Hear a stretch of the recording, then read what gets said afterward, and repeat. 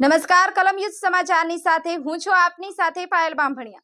તો જોઈએ આજના મહત્વના સમાચારમાં। સુરત જિલ્લાના માંડવી તાલુકાના વડોદ મુકામે માંડવી સુગરના તરીકે નિમાયેલા સંદીપભાઈ શર્માની આગેવાનીમાં બેઠક યોજાઈ અને ખેડૂત સભાસદ ભાઈઓએ ઉગ્ર રોષ ઠાલવ્યો। સુરત જિલ્લાના માંડવી તાલુકાના વડોદ મુકામે માંડવી વિભાગ સહકારી મંડળી લિમિટેડથી બેઠક આજરોજ યોજાઈ હતી।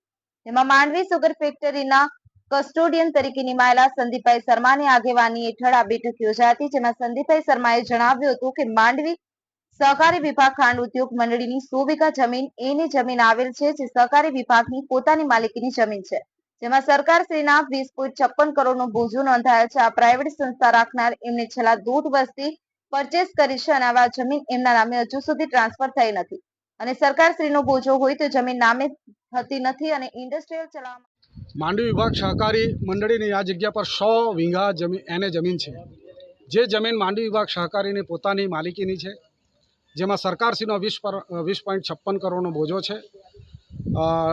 આ જે પ્રાઇવેટ સંસ્થા રાખનાર જે માલિક છે, પ્રાઇવેટ માલિક, એ છેલ્લા 1.5 વર્ષથી આ જમીન પોતે પરચેસ કરી છે, પણ એમના નામે ટ્રાન્સફર થઈ નથી અને જો સરકારશ્રીનો બોજો હોય તો એ ટ્રાન્સફર થતી નથી અને આ ઇન્ડસ્ટ્રીયલ ચલાવવા માટે IEM સર્ટિફિકેટ, કેન્દ્ર સરકારનું એક ઇન્ડસ્ટ્રીયલ સર્ટિફિકેટ હોય છે, એ સર્ટિફિકેટ પણ એની પાસે નથી। એ સર્ટિફિકેટ મેળવવા માટે જુન્નાર સુગરના માલિકે જુન્નાર સુગરે પોતે હાઈકોર્ટમાં રીટ દાખલ કરી છે, જેની તારીખ અત્યારે 19 તારીખ છે, 19/11, અને જે જમીન પર બોજો પડ્યો છે એ બોજો ખોટો છે, એના માટે પણ એને છે તો કોર્ટમાં દાખલ કર્યો છે બોજો હટાવવા માટે। જો આ રીતની પ્રક્રિયા હોય કે એમની પાસે IEM સર્ટિફિકેટ નથી, જમીન પર 20.56 કરોડનો સરકારશ્રીનો બોજો છે, જમીન એના નામે ટ્રાન્સફર થઈ નથી કે ઇન્ડસ્ટ્રીયલ એના નામે ટ્રાન્સફર થઈ નથી, તો આ સંસ્થા એ ક્રશિંગ કઈ રીતે કરે છે એ પણ એક ઇન્વેસ્ટિગેશનનો વિષય છે। સહકારી ખાંડ ઉદ્યોગ મંડળી જે ગત વર્ષે હરાજીમાં એક ખાનગી મહારાષ્ટ્રની ખાનગી કંપની લઈ લીધી છે।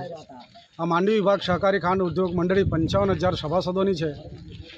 જ્યારથી આ સંસ્થા હરાજીમાં થઈ છે ત્યારથી આજ દિન સુધી આ સંસ્થા ફરી સહકારી ક્ષેત્રે અને ખેડૂતોને હિતમાં ચાલુ થાય એના માટે જે તે સમયે મામલતદારશ્રી, પ્રાંત સાહેબશ્રી અને સરકારશ્રીમાં વારંવાર રજૂઆત કરી છે, છતાં પણ આજ દિન સુધી કોઈ નક્કર પગલાં કે પરિણામ લેવાયા નથી, જેની ધીરજ ખૂટતા અને આ સંસ્થા જેણે પ્રાઇવેટમાં લીધી છે એ ચાલુ કરવા તરફ જઈ રહ્યો છે, એટલે ખેડૂતોની ધીરજ ખૂટી છે અને ખેડૂતો જે સંસ્થા ખાનગીકરણિત ન ચાલે એનો વિરોધ કરતો અને ફરી પાછી સહકારી ધોરણે ચાલે એનો વિરોધ કરવા માટે આજે અમે ભેગા થયા છે। જો અમને સરકારશ્રી તરફથી કે કોઈક એવા નક્કર પરિણામ કે ખેડૂતો તરફના પરિણામ ન આવે તો આગામી દિવસે અમે મોટું આંદોલન, ગાંધી ચિંધ્યા માર્ગે આંદોલન કરી કોઈ પણ સંજોગોમાં આ સંસ્થાને ખાનગી રીતે ચાલે એ અમે થવા દેવાના નથી, જે માટે આજે અમે ભેગા થયા છે અને આજ આગામી દિવસોમાં અમે ફરી પાછા આ સંસ્થા ખેડૂતોની થાય।